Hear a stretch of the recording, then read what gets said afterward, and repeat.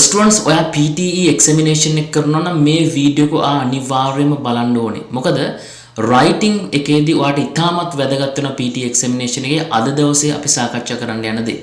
ඒ තමයි ඔයාලා දන්නවා කාලෙන් කාලට පියර්සන්ලා එයාලගේ එක එක ඇල්ගොරිතම් එකේ වෙනස්කම් ඇති කරනවා. ඔන්න අලුත්ම වෙනස්කමක් කරලා තිනවා මේක ඔයා දැනගන්න ඕනේ. ඒ තමයි දැන් මෑත කාලයක් වෙනකන් අපි එක එක ටෙම්ප්ලේට්ස් යූස් කරනවානේ.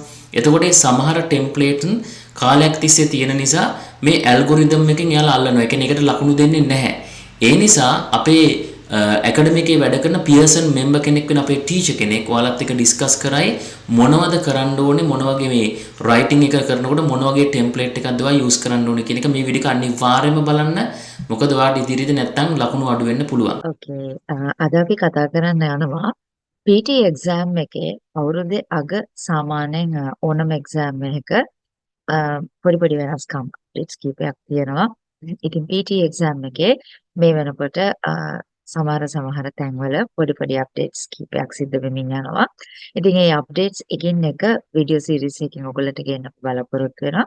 ඉතින් ඒකේ අද පළවෙනි අප්ඩේට් එක ගැන මම කතා කරන්න හිතුවා. මේ වෙනකොට ගොඩක් අයට කරගන්න අමාරු දෙයක් වෙලා තියෙනවා writing task එකේ essay එක. ඉතින් ඇයි essay එක ගොඩක් අයට මේ වෙනකොට අමාරු වෙලා තියෙන්නේ? ඉතින් අපි දන්නා writing task එකට completely තමන්ගේ score එක contribute කරන content එක තමයි essay කියන්නේ. ඒ කියන්නේ ඒක marks integrate වෙන්නේ නැහැ තව module එකක් එක්ක.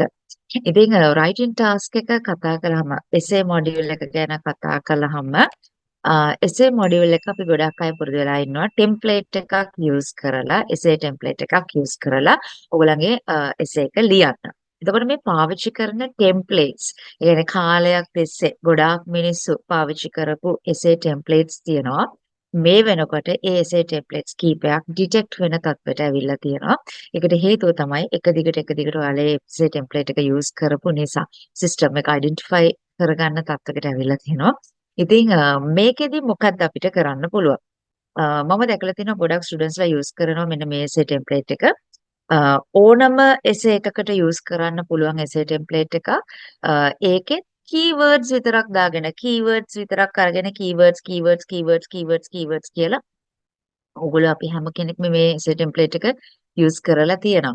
හැබැයි මේ වෙනකොට ඒ essay template එක යූස් කරන්න ඔයාට writing task එකට writing module එකට ලැබෙන ලකුණු ප්‍රමාණය එන්න අඩු තත්ත්වයකට ඇවිල්ලා තියෙනවා. අඩු වෙනවා. ඒකම මොකද්ද අපිට ඒ වෙනුවට කරන්න පුළුවන්? ඔයා පාවිච්චි කරන essay template එක පොඩ්ඩක් ඔයාට වෙනස් කරන්න පුළුවන්.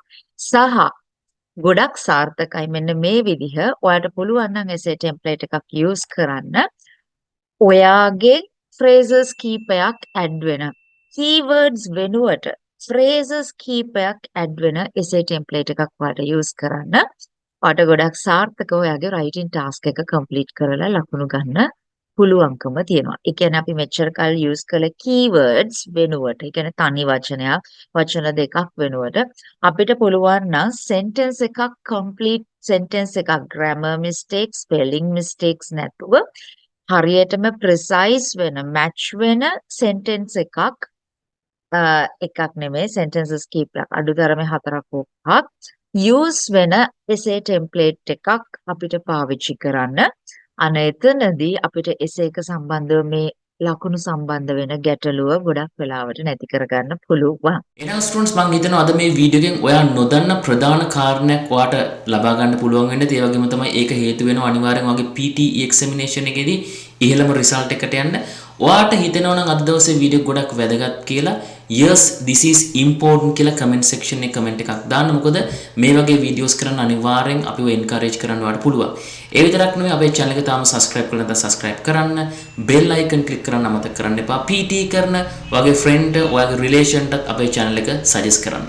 Thank you very much.